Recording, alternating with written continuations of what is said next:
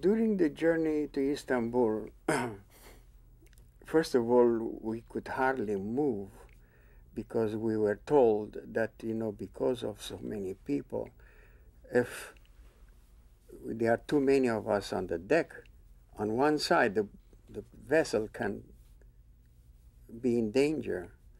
So, first of all, they wanted us to move as little as possible.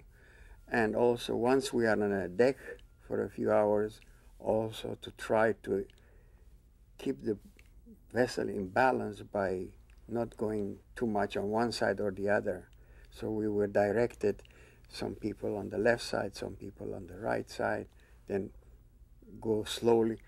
In other words, there was a possibility that the vessel may get out of balance if we move too much.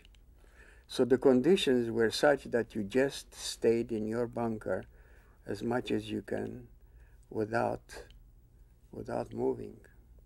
So there was no way of getting cleaned up or even you barely managed to have to drink water, never mind about washing or something like that. And as the time went by, it was getting naturally worse and worse and worse.